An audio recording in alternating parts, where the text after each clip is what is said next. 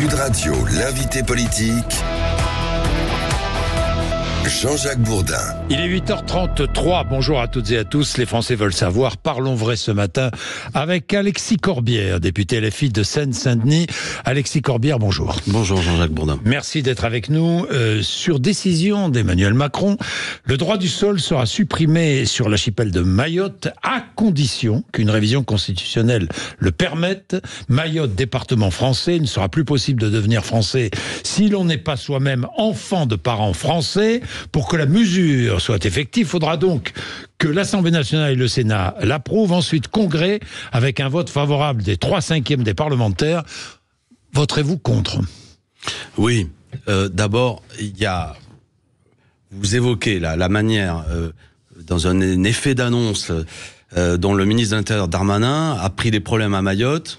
Ce week-end. Je note par exemple qu'au même moment, il y avait un journal, j'ai oublié, je crois que c'est dans Le Parisien, le Premier ministre donnait une longue interview où la question n'est même pas évoquée. Et l'air de rien, le ministre de l'Intérieur nous annonce que pour régler les problèmes de Mayotte, quels sont les problèmes de Mayotte ? Les 3/4 des gens vivent sous le seuil de pauvreté. Il y a un tiers des personnes n'a pas accès à l'eau. Il y a une situation, c'est un département français, hein. C'est une situation terrible. Où, oui, mais 50% des habitants sont étrangers. Attendez, on y vient. Mais d'abord, il y a une situation terrible, où nous-mêmes, on avait réclamé plusieurs fois qu'il y ait des plans d'urgence pour que les gens puissent au moins avoir accès à l'eau. Ce sont des Français. Et la seule réponse qui est apportée, c'est de dire que, en France, dans un bout du territoire, on va modifier la loi. C'est-à-dire qu'on va créer un pays dans lequel les droits ne seront pas plus les mêmes, oui, notamment sur la manière... Non mais attendez, donc d'une manière générale, moi je suis à l'ancienne, je suis un jacobin de ce point de vue-là. Égalité des droits et de la loi sur l'ensemble du territoire.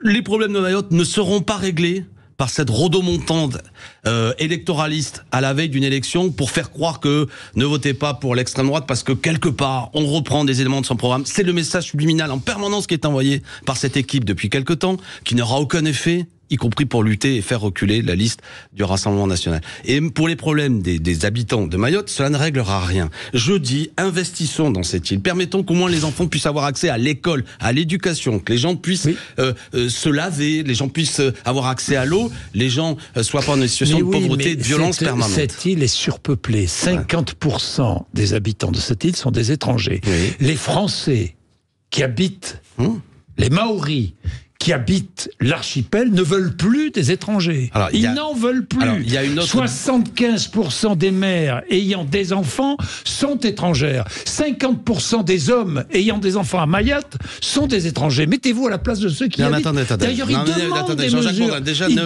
n'y a pas le coup de mettez-vous à la place. Les gens là-bas qui... Non mais attendez, pardon. On les entend. J'entends bien, mais le lien que vous faites entre le fait que nous sommes dans un endroit particulier du monde, où des gens fuient la pauvreté et la misère, vont sur ce territoire, sont d'ailleurs accueillis. Il y a une situation terrible de chaos qui est en place. Mais tout le monde est débordé. Mais les gens ne viennent pas en se disant, je vais aller là-bas, je vais faire un enfant comme mon pont neuf, et il deviendra français, et hop, d'un seul coup, j'aurai la sécu et les... Ça, c'est une pensée absurde. Donc, les gens, ça n'est pas parce que, d'un seul coup, vous remettez en cause la loi, le droit du sol, qui est un des fondements de la conception républicaine de la nation, que vous allez régler le problème de ces centaines de milliers de pauvres gens. Il faut régler ce problème. Alors, que faites-vous de ces centaines de milliers de pauvres gens ? Que faites-vous de ces hommes, de ces femmes et de ces enfants qui naissent sur le territoire français ? Déjà, je vais vous dire une chose, c'est que le débat, si on le bloque, je vous en veux pas parce que c'est une manière de discuter qui dure depuis plusieurs décennies. Nous sommes aujourd'hui dans un monde marqué par des inégalités, en raison des dérèglements climatiques, des guerres, des traités de libre-échange qui ont fichu en l'air des économies. Nous sommes des millions de gens, 100 millions, nous dit notamment les Nations Unies, sans doute plus de gens quittent leur pays, fuient la pauvreté, cherchent, etc. D'accord ? C'est la situation en Méditerranée où aujourd'hui... mais Mayotte est un cas particulier. Non, mais ce que je veux dire, c'est que vous pouvez toujours interpeller une femme ou un homme politique et dire « Ah ben alors, que faites-vous ? Et il peut toujours avoir un démagogue qui dit « Avec moi, plus aucun ne rentrera. Parce qu'avec moi, j'aurais mis tellement de barbelés et de miradors autour de la France, autour de... » Ça peut pas marcher comme ça. Donc, effectivement, ce dont nous devons penser, il n'y a pas de solution, pardon d'apparaître comme... mais moi, je veux parler vrai, comme dit votre émission. Il n'y a pas de solution qui consiste à dire on va du jour au lendemain régler le problème. Nous avons à régler un problème qui est de mettre en terme aux grandes inégalités et aider au développement aussi de la région, notamment de Madagascar, ou d'ailleurs que les gens ne soient pas dans une telle situation de drame. Je veux dire, la France n'est pas une petite île avec rien autour. Oui.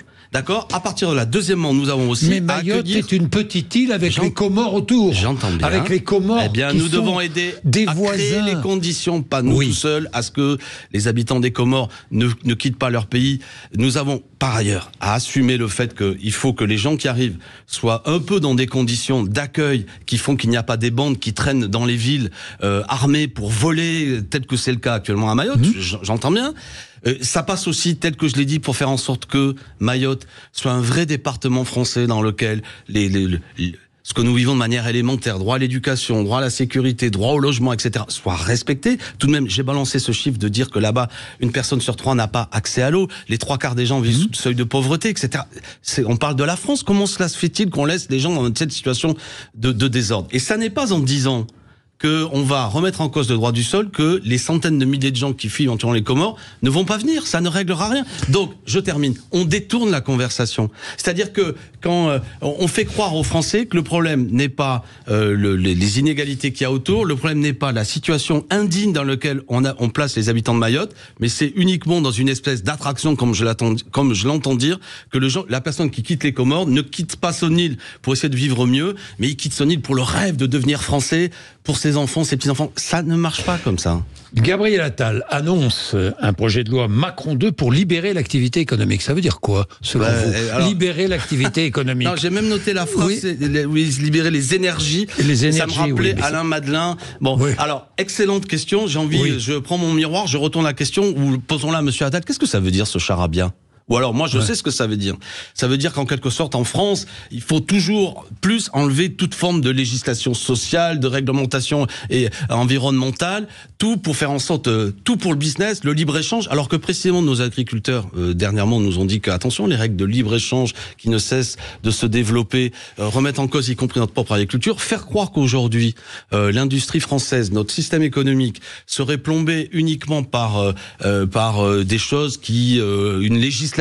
C'est quoi, qu'en fait on paye trop les ouvriers, qu'ils sont trop protégés, que on peut pas créer. Les salaires ont augmenté plus que l'inflation l'année dernière. Hein. Non, mais les salaires, on a un problème. Quand le Premier ministre nous dit qu'il rejette la smicardisation des salaires, c'est précisément la preuve que les salaires n'ont pas suivi, en fait, et que mécaniquement, comme le SMIC, lui, c'est réglementaire, il augmente, ça rattrape toute une série de salaires qui étaient au-dessus. La DARES a montré que les salaires avaient augmenté plus que l'inflation l'année dernière en France. Je rappelle que notamment le CICE, le crédit d'impôt, c'est déjà 250 milliards d'euros.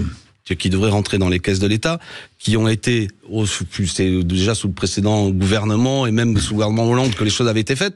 Bon, et en gros, pardon pour vous répondre, mais l'espèce de novlangue utilisée par M. Attal, la novlangue, c'est cette phrase qui consiste à utiliser souvent les choses inversées pour ne vous séduit pas, hein, Gabriel Attal.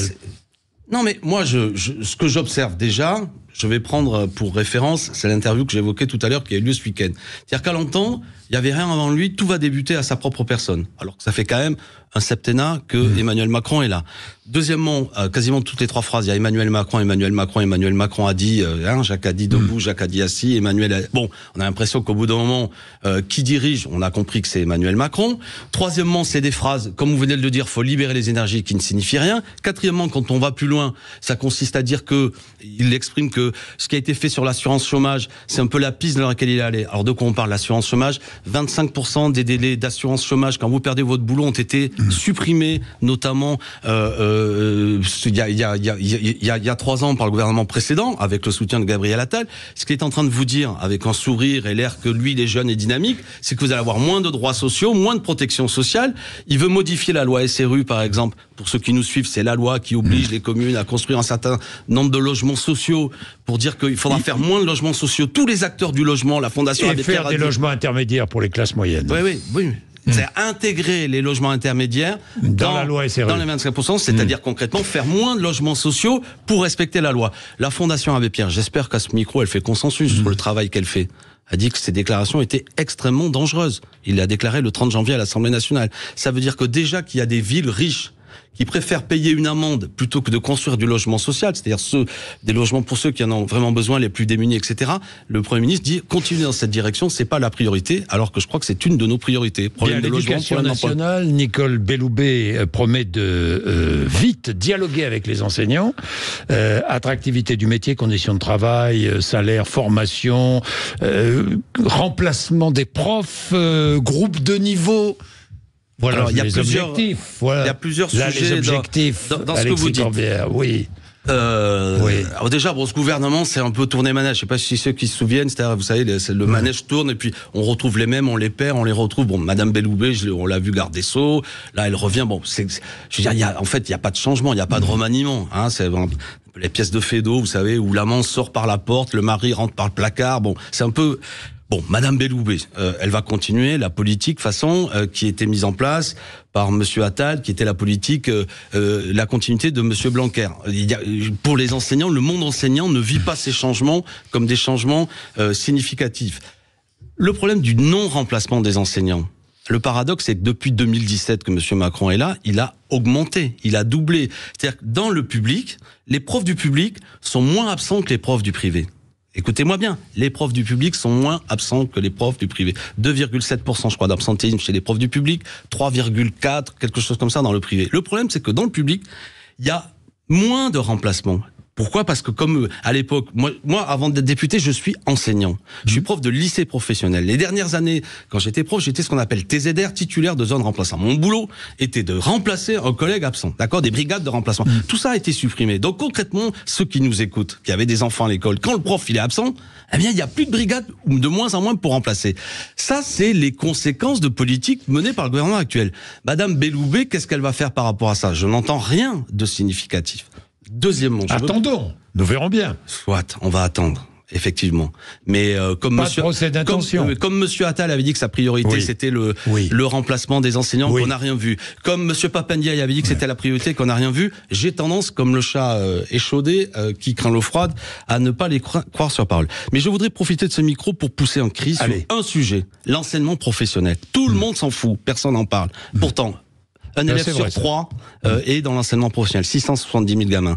La réforme qu'ils sont en train de mettre en place, ils veulent encore supprimer 4 semaines de cours devant le professeur pour mettre des stages en entreprise supplémentaires, qui est une dégradation de cette formation. Je dis à ceux qui pensent comme moi que notre jeunesse, la jeunesse populaire, a droit à passer des diplômes de qualité, des bacs pro, pour après faire des diplômes de techniciens supérieurs, a droit en même temps que leur métier, à avoir droit à de la culture générale, du français, de l'histoire, etc. Ce qu'ils font est une dégradation de l'enseignement professionnel. Et je n'accepte pas qu'ils le font en disant que c'est pour le bien des élèves. Ils méprisent les enfants des milieux populaires, ils leur suppriment des heures d'enseignement, alors que nous en avons besoin, notre jeunesse en a besoin, mais j'ai envie de même dire que nos entreprises ont besoin de salariés qui sont pas seulement des fins connaisseurs de leur métier, mais aussi des gens qui ont la culture générale pour leur permettre de s'adapter à l'évolution du métier. Alexis Corbière, Robert Badinter, au Panthéon ou pas ? Pourquoi pas ? Pourquoi pas ? Belle figure. Mais oui, de gauche, belle figure de gauche. Non mais humaniste.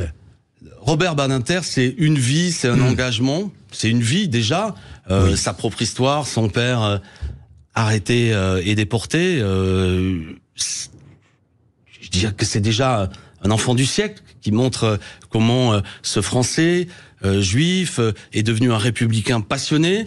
C'est un avocat et c'est évidemment, on peut pas résumer sa longue vie à ça, celui qui prend la parole en 1981 pour participer et plus qu'y participer, à porter l'abolition de la peine de mort. Bon, dans l'idée que je me fais de la République, on pourrait se dire après tout à quoi sert le Panthéon, mais puisqu'il est là et puisqu'il accueille ces personnages, ces femmes, ces hommes... Vous posez la question, à quoi sert le Panthéon ?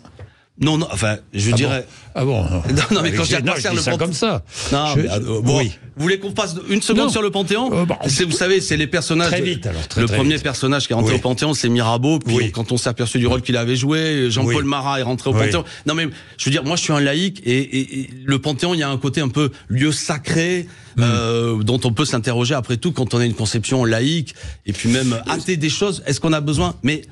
C'est ça auquel je faisais référence. C'est le temple de la République. Robert Badinter, très sévère ces derniers temps avec la France Insoumise et avec Jean-Luc Mélenchon notamment. Robert Badinter, grande figure de gauche. Michel Rocard, Jacques Delors, Robert Badinter, la gauche. N'a-t-elle plus d'hommes ou de femmes de cette trempe aujourd'hui ? Non, mais premièrement, moi je suis pas mesquin et je juge pas un homme s'il doit rentrer au Panthéon pour savoir s'il était d'accord avec moi. Ce serait petit. D'ailleurs, au passage, le 21 février, il y a Missak Manoukian qui rentre au Panthéon et je dois dire que pour la première fois, un homme communiste va être au Panthéon. Oui. Il a du retard à rattraper. Il y manque des femmes aussi au Panthéon. Oui, on peut critiquer cette institution.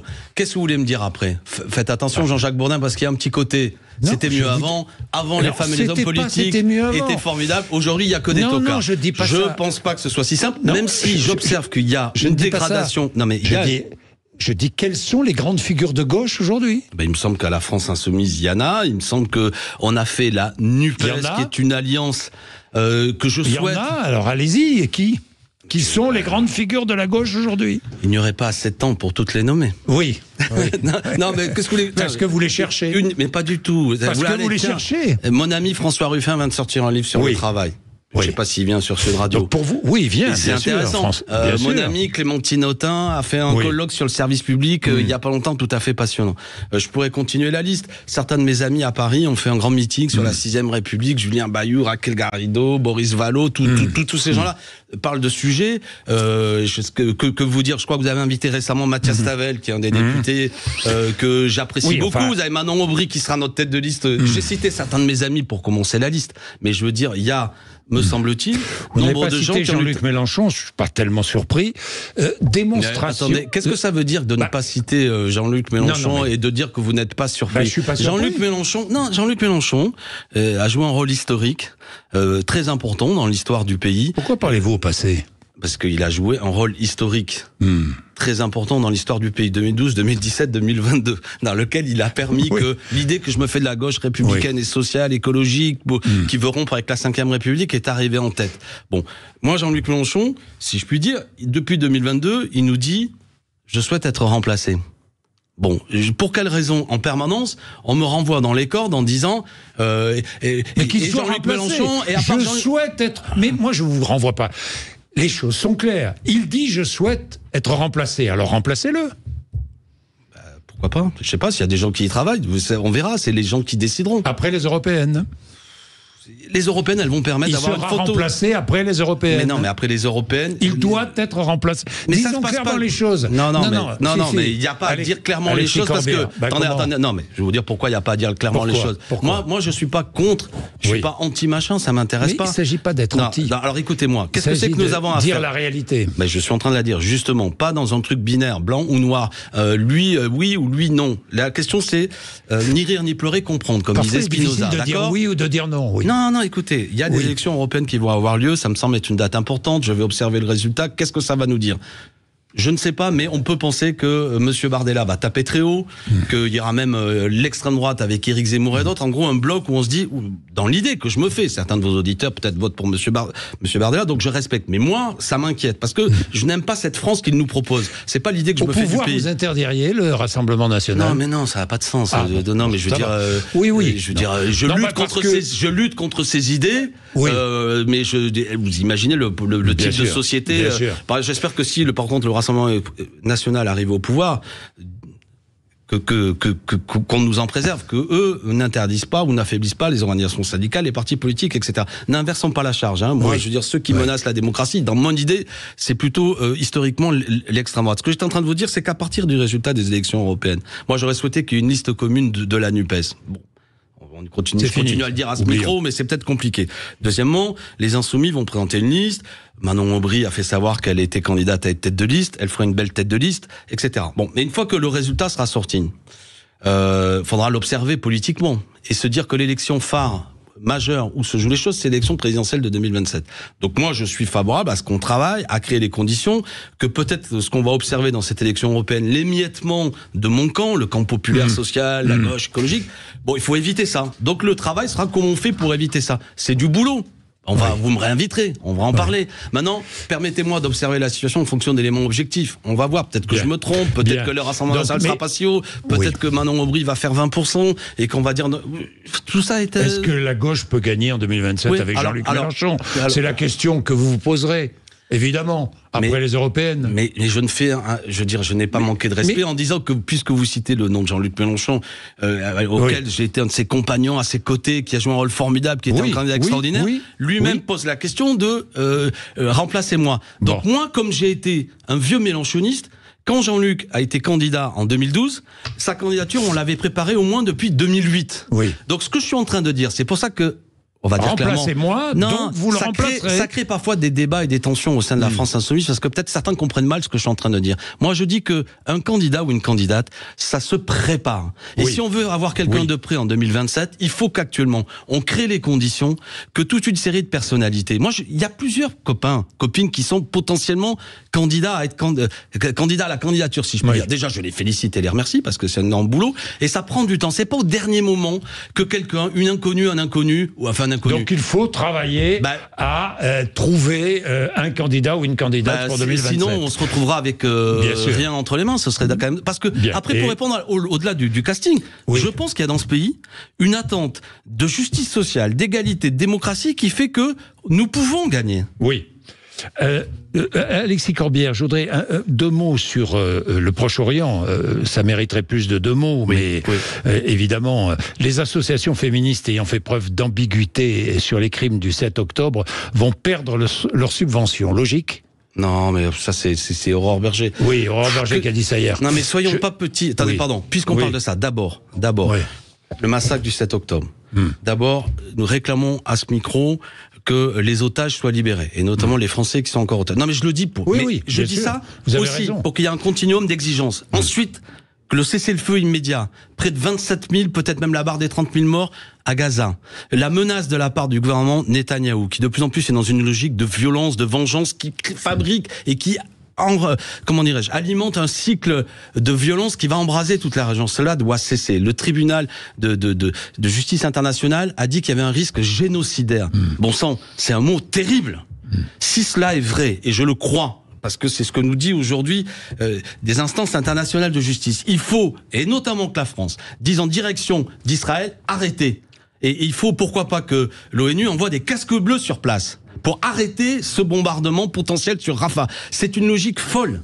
Et je veux dire, là, il y a 1,5 million, 1,2 million de personnes qui sont massées à cette frontière, et le gouvernement israélien annonce et dit non, mais vous inquiétez pas, on laissera un petit espace pour qu'ils puissent, éventuellement, que les populations civiles puissent partir, mais pour aller où? Les gens sont coincés. Donc, là, il y a quelque chose qui m'inquiète. Et j'ai envie de dire que tous ceux, quel que soit là où on a le cœur, évidemment du côté du peuple palestinien qui subit un martyre terrible, et aussi que l'on souhaite la sécurité d'Israël, ce que fait Netanyahou met Israël en danger. Parce que si vous fabriquez des générations entières de gens... Vous souhaitez la sécurité d'Israël? Mais bien sûr, mais bien sûr. Une partie de la gauche ne souhaite pas cette sécurité d'Israël. Non, monsieur Bourdin. Les gens veulent la justice et le respect du droit international. Les manifestations pro-palestiniennes. Pourquoi les slogans sont « From the river to the sea ». Ça veut dire quoi, ça? Mais moi, mais moi, je suis pour deux États. Je suis pour le respect du droit international. C'est le programme que nous avons porté à l'occasion des élections présidentielles qu'a porté magnifiquement Jean-Luc Mélenchon. Voilà. Donc, il faut le respect du droit international. D'ores et déjà, le droit international n'était pas respecté. Donc, après, vous voulez qu'on analyse même la situation? Je pense que toute une série de gens en Israël, notamment tous ces secteurs proches de Netanyahou, ont alimenté le fait que ce soit plutôt le Hamas qui prenne, je dirais, le leadership pour représenter les Palestiniens plutôt que ceux qui étaient les laïcs du Fatah, ce que représentaient les laïcs. Vous défendez les laïcs. Mais je pense que nous sommes dans une situation terrible qui s'est constituée, que politiquement il faut expliquer. Mais une fois qu'on a dit ça, je veux dire, cessez le feu immédiat. Rien ne peut justifier qu'on bombarde des populations civiles. Il y a des milliers d'enfants palestiniens qui ont perdu la vie. On ne peut pas les oublier, y compris quand on rend hommage aux victimes du 7 octobre, ce qui est logique. Mais n'ayons pas une atrophie de l'indignation. Sinon, vous avez des millions de gens sur la planète et des Français qui sont blessés par ça. Je le dis, j'essaie de le dire avec émotion, parce que je comprends que les Français juifs se sentent notamment, pas tous d'ailleurs, mais particulièrement horrifiés par ce qu'il y a eu le 7, mais nous avons aussi dans ce pays nombre de gens qui regardent du côté du peuple palestinien, et ils ont bien raison, ils veulent la justice, la paix, la paix. Alexis Corbière, les athlètes israéliens devraient-ils concourir au JO sans bannière, comme le demandent plusieurs députés LFI? Alors, je vais être sincère, moi je m'interroge là-dessus, on va en discuter cette semaine. Moi, ce que je souhaite, c'est qu'il y ait des gestes de fraternisation entre Palestiniens et Israéliens. Sans bannière, sans maillot israélien. Ce que moi je souhaite. Sans tenue israélienne. Non mais c'est ce qui est demandé aux athlètes russes, d'accord. Oui. Moi je suis pas, pardon de faire un peu le malin, mais moi je suis pas ultra depuis des années favorable à l'idée que des sportifs se retrouvent parfois en bringués et subissent les conséquences de ce que font leurs gouvernements. D'accord. Bon, il s'avère que malgré tout, les organisateurs des JO ont souhaité que les sportifs russes ne puissent pas arborer. Est-ce que vous souhaitez la même chose pour les Israéliens? À ce stade, je suis plutôt favorable à ce que nous réfléchissions à des gestes. Vous n'êtes pas favorable? Non, mais ça peut être utile. Je vais pas. Je vais pas fuir la question. Là, mais si vous fuyez la question. Non, mais parce que moi j'ai une question complémentaire. À ça. Et les Chinois? Pourquoi les athlètes chinois? Voilà, vous voyez. Et les Azerbaïdjanais? Vous savez quoi, les Iraniens et les Syriens. Jean-Jacques Bourdin, vous pointez c'est pour ça. Ce que je pense au fond de moi. C'est-à-dire que la logique... Non, mais attendez. Moi aussi, que certains de mes amis disent... Mes amis disent, il faut que les JO, qui sont censés être un événement de paix, ne mettent pas dans l'angle mort le fait qu'il y a un gouvernement qui frappe notamment à Gaza. S'il y a des gestes symboliques, et notamment celui-là, si ça peut avoir une utilité de paix, je veux bien. Maintenant, vous avez pointé ce que je pense, et ce que je dis à certains parfois de mes amis, c'est attention à la logique, je veux dire, il y a une guerre au Yémen actuellement avec 400 000 morts. Les Émirats Arabes Unis sont engagés dans cette guerre au Yémen, etc. Bon, est-ce qu'on peut veiller, par contre, à ce qu'au moins il y ait des sportifs palestiniens? Parce que c'est pas sûr qu'il y en ait qui puissent venir. Et moi, je trouverais assez beau, si c'est possible, je suis un peu rêveur, que je répète, qu'il y ait des gestes de fraternité entre Palestiniens et Israéliens, montrés à la face du monde pour dire c'est par la paix et l'amitié entre les peuples qu'on s'en sortira. Avec leur maillot. Je n'ai pas tranché sur cette question. Si c'est un signal je vais voir je vais en parler avec mes amis cette semaine. Vous êtes plutôt sur cette ligne-là. Avec leur maillot, avec leur bannière, avec leur couleur. Non, mais je vous répète que, bon, bref, je trancherai cette semaine. Vous êtes plutôt sur cette ligne-là, mais dites-le, pourquoi pas? Non, mais attends, est-ce qu'on a le droit de réfléchir? Est-ce que c'est utile? Est-ce que c'est utile à la paix? Quel signal est envoyé? Tout ça n'est que symbolique. Et vous savez quoi? De toute manière, j'ai peur que même les organisateurs des Jeux Olympiques ne retiennent pas l'idée que nous ferons. Par contre, que dans le débat public, il y a quelque chose qui consiste à dire, ne banalisons pas ce qui a lieu. Risque génocidaire, je viens de le dire au micro, c'est quand même pas rien. Donc, le gouvernement israélien, Netanyahou et extrême droite doit cesser les bombardements, cesser le feu, et il faut participer à la paix. Tout geste de paix sera utile. Voilà. Merci Alexis Corbière, merci. Vous êtes sur Sud Radio, on se retrouve juste après les infos. 0826 300 300.